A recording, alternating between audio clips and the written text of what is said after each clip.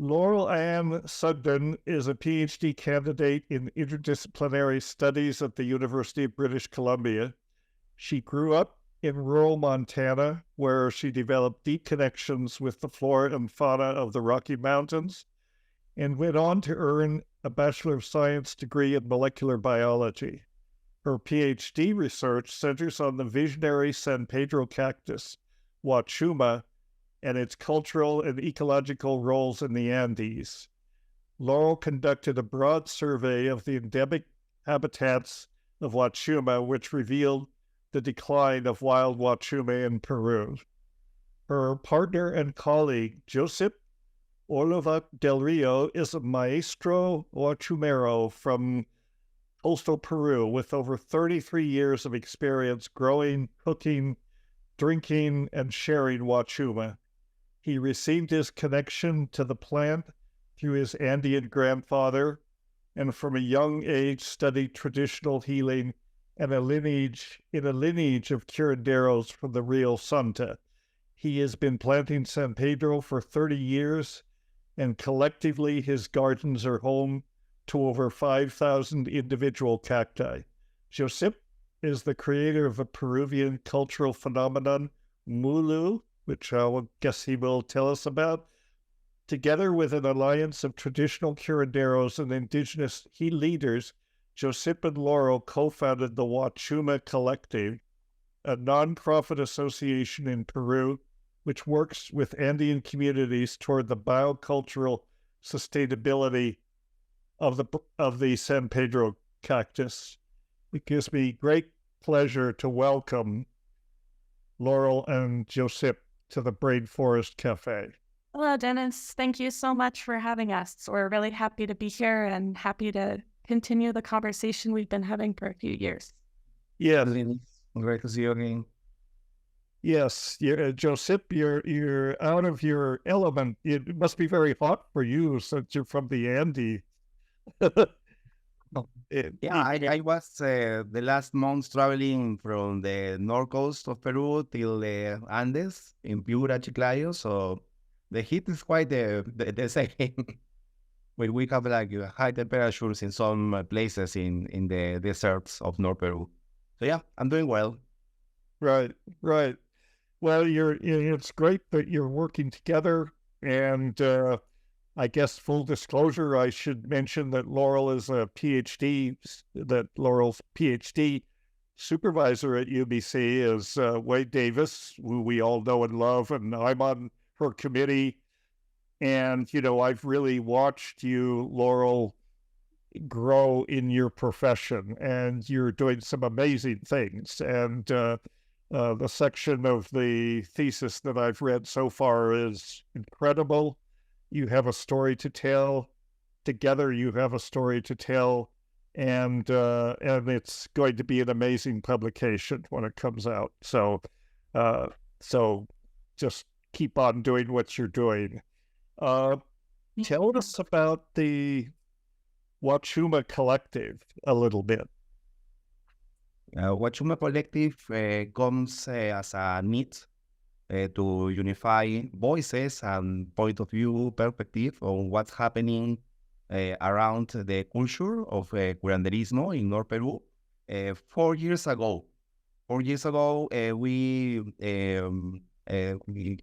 reached a point on personally in my practice as a curandero, as a healer, and in my path with the San Pedro cactus, with Huachuma, and the confluence on my role as an assistant on the research of Laurel conducted in Peru in the last years, confirm myself what I start to see 25 ago on the decline of the like wild populations of the stands of San Pedro all around Peru, from north to south.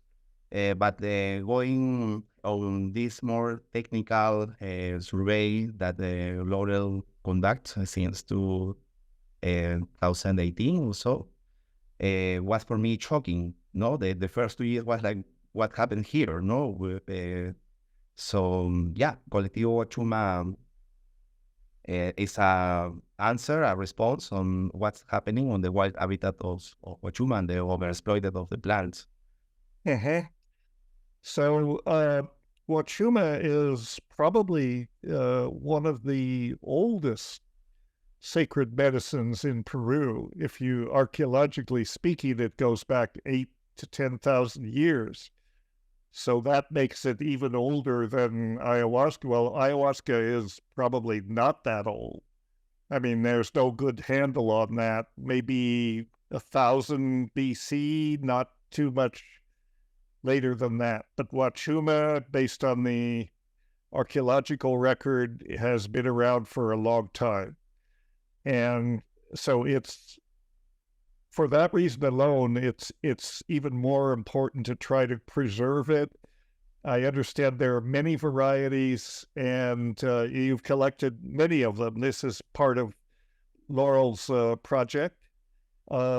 And so could you speak a little bit to the biodiversity of Huachuma? We don't, I think people in the West think, well, Huachuma, it's San Pedro, it's this species or that species, but it's much more complicated than that, right? There are many varietals, and it's quite a morphologically diverse genus, depending on its ecology and so forth. Yes, definitely. It's you're right that the earliest traces of Wachuma found are about 10,600 years old, and the only psychoactive plant material on Earth that's been found that's older than that is fermented barley from beer on the other side of the world. So it's a very, very old plant in its relationship with humans. And its diversity really spans from all of North Peru, really from about the Paracas area north through the Andes, through Ecuador, through it used to grow wild in Chile. It appears to be endemically extinct now. There's also relatives of San Pedro in Argentina. And so, it's really quite a wide endemic range, and its habitat is fairly fragmented between those ranges. And so there's been a lot of parallel evolution of different species of cacti. Of course, Bolivia, I forgot to mention Bolivia, La Paz. There's another species of Huachuma that grows there. And so during all of this cultural evolution of thousands of years and evolution of the plant, there are many, many diverse expressions, both of the culture, but also of the plants that have shown up. And really, even in a single valley in Peru, local people talk about 2, 3, 4, 5, 6, 7 different varieties of Huachuma that grow just within that area. And so botanically, there's a lot of hybridization that can happen between Huachuma and other Huachuma, between Huachuma and other cacti. But it really creates this tapestry of very unique varieties, valley to valley, drainage to drainage, and that seems to be very, very well preserved. And that each of these varieties has properties that make them more useful for certain kinds of cultural uses or magic, that really bring their own flavor to each cultural interaction. Right. So is there a single epicenter of its origin, or more than one point in the Andes where it's thought to have originated, the species that have become culturally important, or is there a single place where it radiated from? Is that understood, or what's the thinking on that? Multiple. It's really, really interesting. The biological origin of all cacti is in the central Andes, in fact. And, there have been some studies done that indicate it might have been in northern Bolivia that the first ancestor of San Pedro came from. And then there are Peruvian scientists saying the opposite. So it's not very possible to know because all of these cultural expressions are so embedded. But the oldest area where Huachuma is found is in the Sugden area in the central Andes near the Cordillera Blanca. And culturally, the strongest expression of Huachuma that existed in the past and exists now also is in North Peru. So basically from, Sugden, Ancash, Trujillo, all the way up to Huancabamba and Piura in North Peru. So that's kind of the epicenter today, both of the prevalence of Huachuma in the wild and the practices of healing that go with them. And so are there cultural practices are obviously influenced in some way by the varietal types. Maybe there are different cultural medicinal uses for different varieties, and this is recognized, and assuming also probably pharmacological differences, which as far as Huachuma is concerned, it's kind of a black box right now. It has not been extensively studied, the phytochemistry.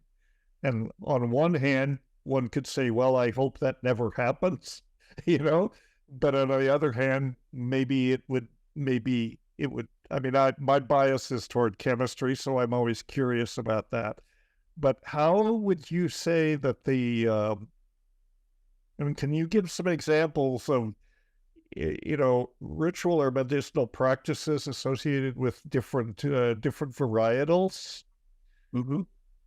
Yeah, 2 years ago, we presented some research on ASPD 55, and then we improved how different varieties coming from different areas, valleys, or regions of Peru are historically used for different healing practices, no? But for example, some cactus that we found in Cajamarca that we call giganton are more used for like floral baths and for the inflammation of organs, but also for induced to the purge, no? And on simple stuff like bad habits on alimentation. Induce vomiting for nutritional reasons, yeah. And some another plants that are famous that grows in the areas of Piura or Lambayeque are more related to the mesadas, like the mestizo and syncretic modern practice of curanderismo in North Peru that are recognized as a cultural heritage from the Ministry of Culture in Peru in the last 2 years.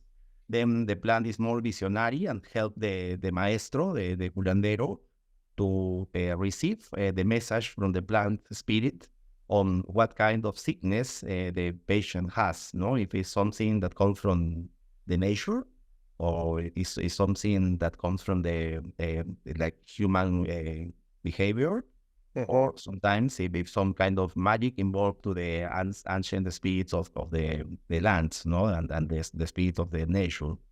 So the same in some another parts of Peru, another kind of varieties like in the Huaraz, Ancash, or Chavin areas are more today cultural used as a way to connect with the ancestral heritage of the antique culture that develop in also the coast and the Andes and there in Chavin. No, it's more like a way to connect with ancestors more than healing itself. So like this, we can speak a lot of many different examples on how the cultural relation that develops with the plant together with the prey to the apus, the importance of the water that runs in the area, and the cultural use itself on the tradition. It has like some chants, some kind of music or dance that are related or how to awake, on invocation, the spirit of the plant to come to supporting a medicinal process. Yeah, and so there are some varieties in North Peru, for example, that grow very close to ancestral temples. or grow very close to where a certain Virgin Mary is venerated, or to where a certain type of water spirit, like a gentiles or encantos, are venerated. And it's those specific varieties of Huachuma that need to be worked with in ceremony in order to channel the power of those spirits that come from those specific places. And so that's when we find the importance of having, of curanderos having access to those plants that they've always worked with, because it is their channel to the Virgin Mary, or their channel to the Encanto, waterfall spirit, or to the spirit of the mountain, or the water spring. Right. So each of these varieties has, obviously, I guess it would be obvious to people that are immersed in the Huachuma, culture, as you are. Every variety is linked to a specific ecology, to specific spirits, the apus, all of that. And if those varieties, and many are threatened, right? Like if those varieties are driven to extinction, then you're not simply driving a plant to extinction, which is bad enough. You're extinguishing a worldview, or a segment of a worldview, which that is truly a tragedy. It's all a tragedy. So much must be done. I think that people don't understand, there's a lot of concern, for example, about peyote as a threatened species. People don't realize that Huachuma is similarly threatened in different ways. And can you speak to that? What can be done to make sure these varietals thrive and remain accessible for traditional curanderismo? And how, I guess the question is, how global culture is. It takes over everything. It commercializes everything. Looks what happened to ayahuasca. The same thing appears to be happening to Huachuma. And sadly, these things happen, but they come from people that are outside the culture, and they often have good intentions. They recognize that Huachuma is a healing plant. It's a sacred plant, and it should be treasured. It's a medicine.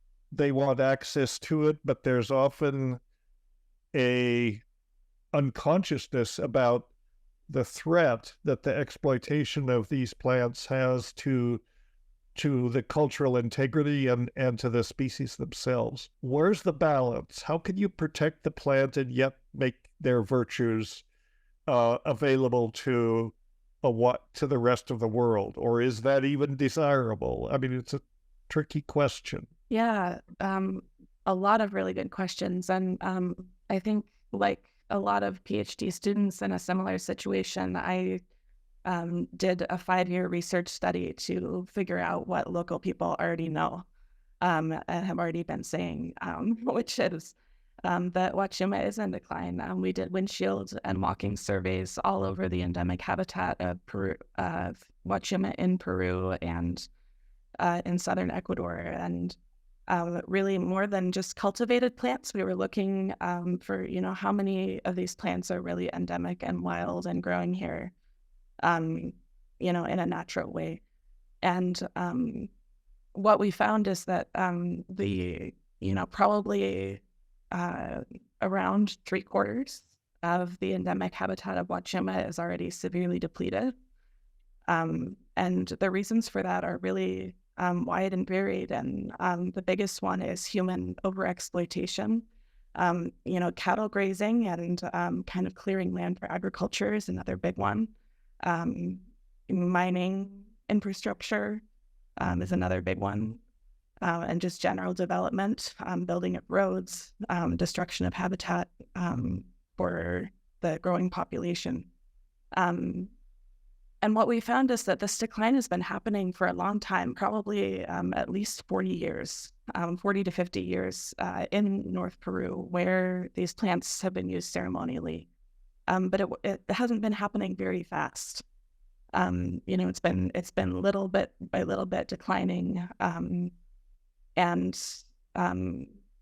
in other areas where there's no cultural use left, there has been a lot of preservation of some of the habitats of wild Wachuma. And so now, today, the major issue is over-harvesting for the market of spiritual tourism in Cusco, and over-harvesting for illegal exportation. These plants are that can be 100, 200, 300 years old, are cut down and turned into a dried powder or dried like chips that people buy in Cusco, take home in their backpacks, or are served in Cusco, far from the native habitat of the plant. And the rate of destruction that's been happening in about the last 10 years. The government in Peru has been aware of this for about 10 years, 11 years. And the rate of destruction has just increased massively. And so, you asked about peyote and the difference between Wachuma and peyote. And one great thing about Wachuma and its botany is that it is a really wonderful plant to cultivate. It does really well in cultivated settings. It does well in gardens all over the coast of North Peru. Huachuma grows, and it grows in people's front gardens and their back gardens. And generally they're all a really similar spineless Echinopsis pachinoi variety, and not necessarily the wild spiny varieties from the mountains. But there is a path forward definitely for Huachuma with cultivation. And so the major issue right now is sort of the appropriation of both the wild stocks of Huachuma by the Cusco market and the international export market, and of the cultural practices that go with them. The communities in the north are not receiving anything for their plants. They're not receiving any recognition of their mastery working with these plants. They're not even given the courtesy of being seen by the world as the guardians of these plants. Right. People go to Cusco, take the plants, in a powder form, coming from, a poached wild stock that's being very rapidly depleted, and then they go away thinking that, it's a very complex issue. So clearly, one of the solutions, thankfully, Huachuma grows very well, and people are growing it. So clearly, grow more Huachuma, right? Grow it every place you can, in every habitat you can. That's part of it, but that's far from the that's only a tiny part of the solution. What I am taking away from what you're saying is that the destruction of habitats through mining, farming, so-called development, which is not development of the local people. Usually it's development for corporations, is impacting Huachuma populations. But the main impactor right now is the commercialization for export for tourist trade. That is the most harmful thing. Yes, absolutely. I used to live long time in Cusco, Sacred Valley area, and I witnessed how fast and how expansive was the wave of people, searchers for spiritualism and to know more about Peruvian culture and our master plants. And it was just amazing how out of context is the amount of centers of ayahuasca in Cusco is maybe the same as in the jungle. No, and since ayahuasca don't grow in Cusco, there we have a process of imbalance. But with Huachuma, it's the same. That San Pedro don't grow at all in the Cusco area, and this all coming from the last remains of the root stocks of wild San Pedro from Lima region and Ancash region. So with this easy way to find ready to serve Huachuma powder in the markets in Cusco, comes also this like questionable use of the plant outside of the cultural context, that lack of all the ritual, spiritual way to be in contact with the plants. No, so this is why Colectivo Huachuma, some of the first actions we do is first to communicate, to educate, to talk with people all around the endemic habitat of the plant. And we find that everybody at Curandero agree that when they was young or kids, they see and they found enough Huachuma for his practices. And today is hard, so hard to find a good amount of plants that serve well to his practices. From Piura to Ancash, it's the same what's happening, and it's more totally in agreement that we need to do something, no? So one first action we do was to collect seeds. No, it is not very quick, no, to grow Huachuma from seeds, but it's not impossible. Just need time and nourishment. So last year we created a seed bank of almost 1 million seeds that come from 42 different places in Lima and Ancash. And we successfully start to plant the first 10,000 in April, and are thriving well in our new nursery that is in Chaclacayo, the Andes in Lima. No, and as this, we can say that the more and more people are aware to start to plant Huachuma in his own gardens, in his lands, and to promote that other people can take care of Huachumas to start to has kind of pillow to don't suffer too much on what's happening on the decline of the plants all around Peru.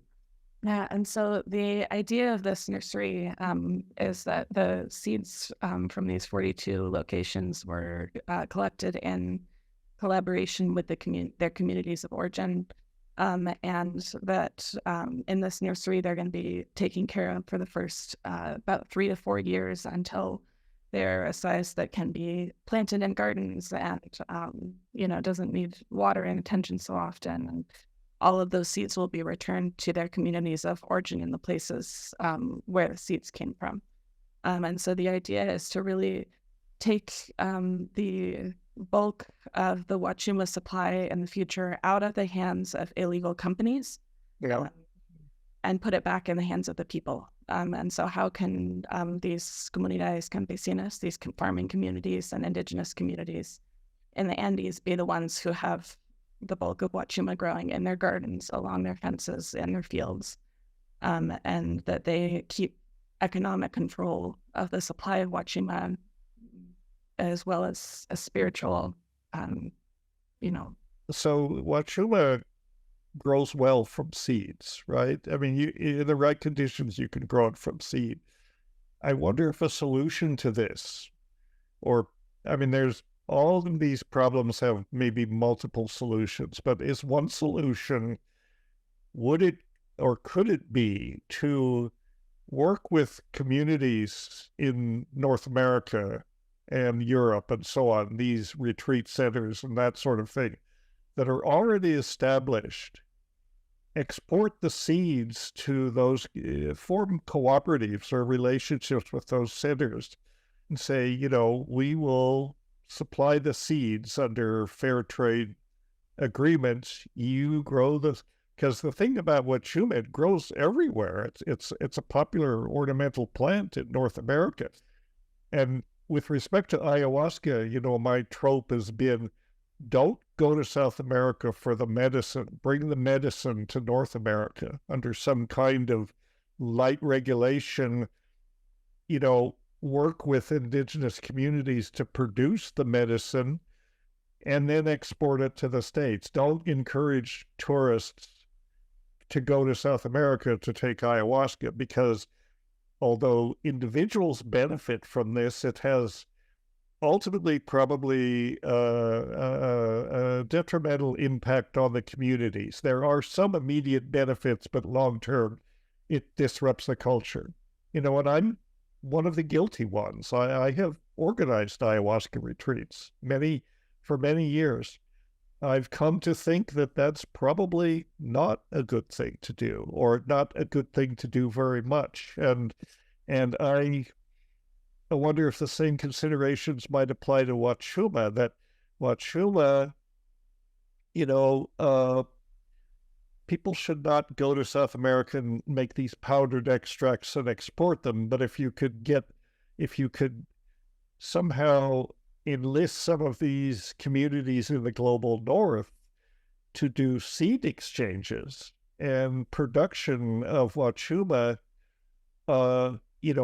in situ in North America, and then also form alliances with the curandero indigenous communities in South America to not only supply the seeds, which doesn't deplete what's in place in South America, but also bring that knowledge, bring that wisdom up to North America, help people learn how to properly use the Wachuma as a ritual medicine and as a medicine.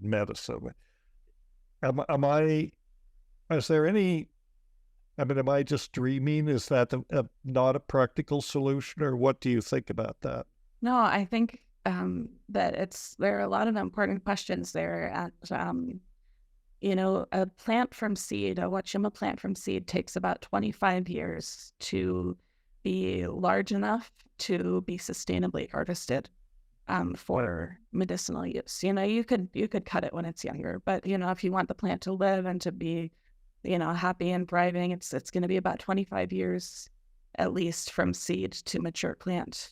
With cuttings, it's 7 to 10 years, sometimes 15 years, depending on the variety, from a cutting to a mature plant that's harvestable. And so there is a lag here that's happening where, there are all of these retreat centers all of a sudden around Wachuma as Wachuma becomes more popular.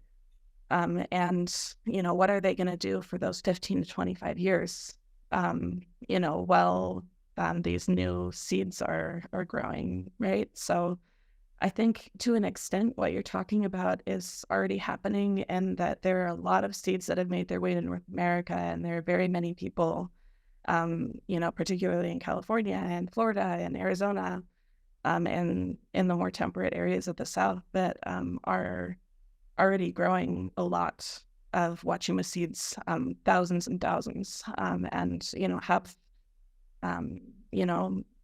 mature Huachuma plants, and that's definitely the direction that these retreat centers are going to have to go, is with cultivated plants, whether they're cultivating them or whether they're buying them from communities that are cultivating them.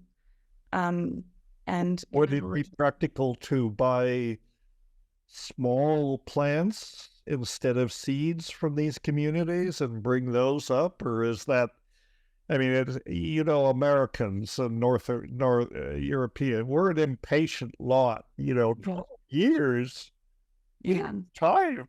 We can't wait 12 years for this.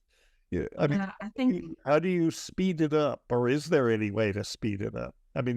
Patience is a virtue that we don't have much of, and maybe it's one that we need to learn. In the meantime, there are many, many people who could benefit from these medicines. As as a culture, we're a wounded culture. We are a traumatized culture for all sorts of reasons. And there is such fascination with these medicines because of this, I think, spiritual longing that people have. People would not be turning to these indigenous cultural spiritual traditions if their own traditions were not hollowed out, and had become meaningless, and I don't want to get off too far in my anti-religion rant, but I could go pretty far in that direction. But there is this spiritual longing, and people do see these plants like Wachuma, ayahuasca, mushrooms, those sorts of things as connections to nature, as medicines for their spirit, which really need their spirit. You know, I sometimes say these psychedelic medicines are medicines for the soul, but not just the individual soul, the collective soul, the cultural soul, ultimately the soul of the planet. You know, and the argument can be made, or the statement can be made, that these plants are the cultural heritage of humanity. You know, I mean, really they are. They're co-evolutionary partners with humanity. But that said, historically, for thousands of years, indigenous communities have been the stewards of these plants, this genetics and this wisdom. How can you respect that and yet at the same time try to project that healing energy into on a global scale, on a wider scale, because we need these plants more than ever? I think the answer to your question is exactly what you just said. It's cultivation. You know, for somebody who sees no difference between mescaline and a San Pedro plant or a peyote plant, they should work with synthetic mescaline. You know, if they're coming into that with you know, mescaline is mescaline, yeah, take mescaline. Take something that's not alive. Yeah. And you know, I think when you're talking about the spiritual connection and the connection with nature, that comes from growing the plant. You know, it comes from starting seeds. It comes from starting cuttings. It comes from having the plant in your home, you know, in your south-facing windows. It comes from planting it in your garden if it doesn't freeze where you live, you know.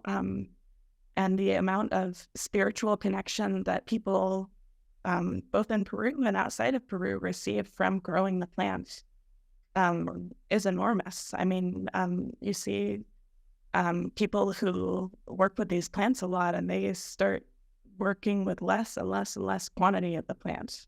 People who have the plants in their gardens, you know, they're not taking more and more every time. They're taking less and less every time, because at some point they, you know, walk over to their plant and they're connected. And so I think cultivation, you know, people having connection with the living plant, with the living growing plant, is enormous there. I think that's that the amount of connection that can be had with the growing plant means that less actual Huachuma medicine is needed to be drunk. So I will say that. And I'll also, you know, we last year elaborated a collective declaration about the San Pedro sustainability crisis that was a collaboration between 60 traditional practitioners in North Peru who are faced with these issues and asking the same questions. And, you know, do we want our seeds to go out? Do we want our cuttings to go out? Do we, you know, what do we want to happen with our medicine? And they came up with 3 things that they feel really strongly. And I don't know, you know, if we can talk about timelines, but the first is, yeah. So the first thing that these 60 practitioners from North Peru have said is that, you know, stop using wild San Pedro, cultivate the plant. So find cultivated plants, find cultivated sources, grow your own plants, like just start to cultivate the plant, because we need to phase out foreigners working with wild plants from Peru. So cultivate the plant, absolutely. Right. The second thing that they have asked for is that they are recognized as the guardians of Wachuma. You know, it seems like such a simple thing, but it's very important that their communities and their maestros are recognized as the originators of this relationship with the plant. And that doesn't mean that it can't go to every part of the world. That doesn't mean that everywhere, you know, in every part of the world, people can't be working with Wachuma. It means that the roots are in Peru. It means that the roots are in North Peru, and the heads of these plants are growing all around the world. But that the roots always stay back in Peru. And so, you know, they've asked people who work with these medicines to have recognition of them, both, just on a level of recognition and also on a level of giving back to their communities, giving back to the repopulation of San Pedro in Peru, giving back to, their children being able to study this financially. There's, the break in the lineage that's happening right now is so big. You have 70 and 80-year-olds working, and then nobody under them in a lot of communities, in a lot of cases, I would say in most. And so they just want to be able to teach their children. They want to be able to teach their grandchildren. They want their kids to be recognized as the people who are connected with this medicine. And for that, they need funds to plant Wachuma. They need funds to repopulate Wachuma. And they need funds to so that their kids don't have to go and work in agriculture, that they can stay in. And then the third thing that they have asked for. Yeah, the third thing, and everybody has the same voice about, is to stop to use commercial San Pedro powder or San Pedro chips all around the world. Notice we find that the main cause of devastation of the wild populations that not only affect the plant itself biologically, but affect a lot what we call the speed of the plant that inhabit these mountains close to these rivers and lakes. The force, the stretch of the speed of the plant are related of how many heads of the plant are connecting the stars, the sunlight, the moonlight to the land, channelizing all this celestial light to the earth, to the land which we inhabit. So they use the commercialism of the chips and powder of San Pedro that 95% comes from white populations is a must action that we are totally in agreement that need to it happens like now. So it's a message to everybody in the world that they don't know from where the Wachuma they are taking outside Peru, even inside Peru. Most of what we consume in the retreat centers inside Peru come from these sources. 95% illegally poached. That is so sad that still happens. Yeah. And so there's not a single person of those 60 people who says, this is our medicine and nobody else's, and nobody else can drink it, nobody else can use it, nobody else can grow it. No, there's none of that. It's a genuine desire to share and to, for the plant to prosper, for the people to prosper, for people to, gain healing from this plant. And, the question is, are they going to be recognized? Are their plants going to survive in the wild? And, how can every single individual person, whether they're going to a retreat center, whether they're serving medicine, whether they're establishing a retreat center outside of Peru, how are they building reciprocity with the plant into their business plan, into their financial plan, into their, how are they building reciprocity with plant and communities into their plan? Right.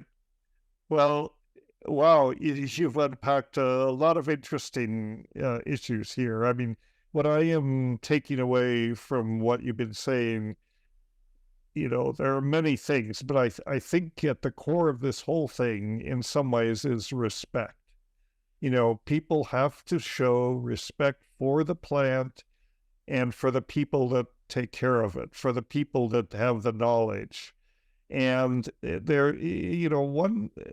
see this sort of beginning to emerge with the peyote plant and to some extent ayahuasca, the idea that, gringos should not take peyote, for example. They should just out of goodwill and respect for the cultural roots, they should say, we're going to leave that plant alone.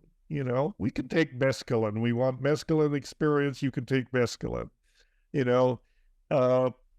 That's part of it. I think there has to be mutual recognition of the needs of the indigenous people who are the stewards, the symbiotic, sort of vanguard of humanity's relationship with these plants. The communities have to be respected. The plants have to be respected. There has to be goodwill and a sort of commitment that profit needs to take second, third, or fourth place. In other words, the motivation to make money should not be emphasized.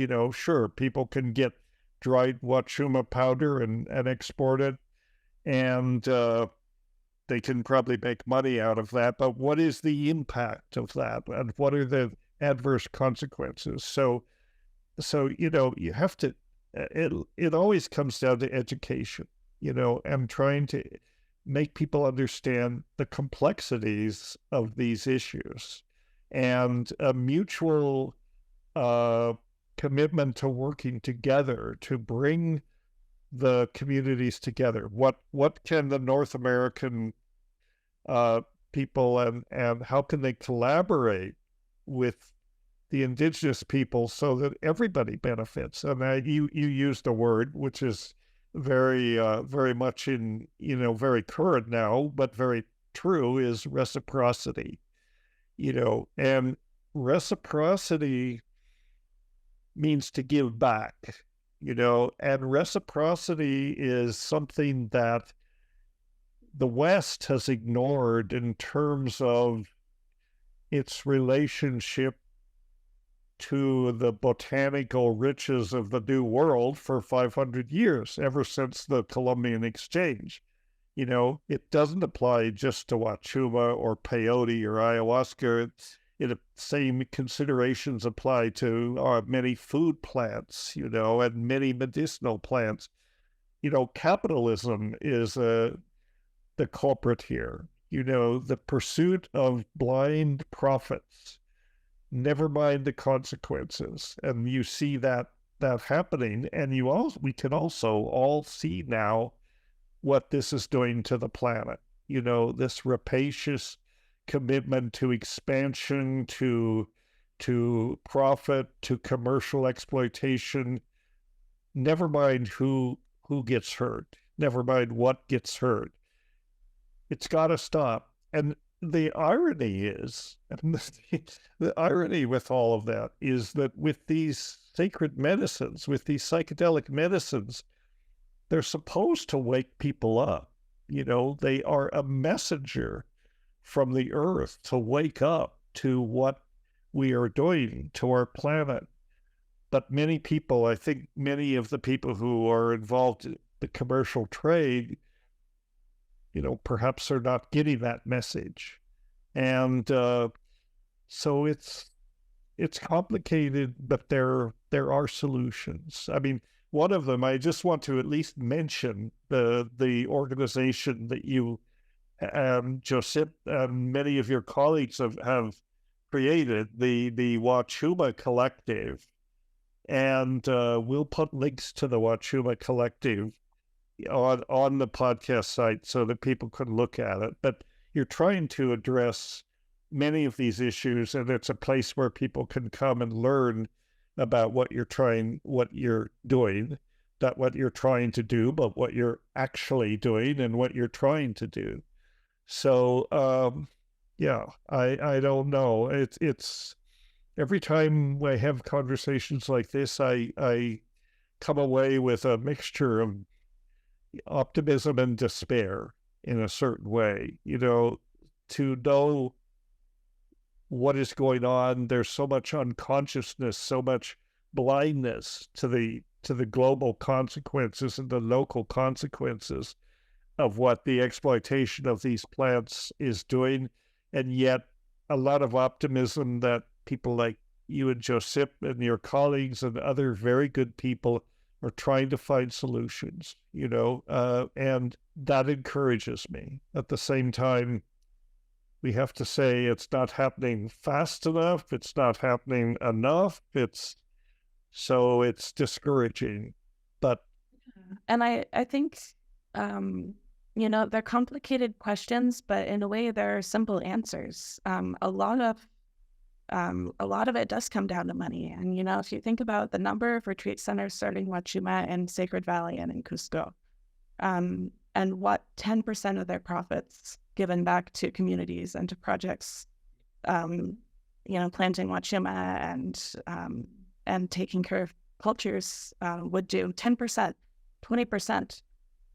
You know, Huachuma Collective has a project that is just beginning now in one of the highest harvest zones of wild old growth San Pedro in Lima, which is a pilot conservation center for old growth Huachuma.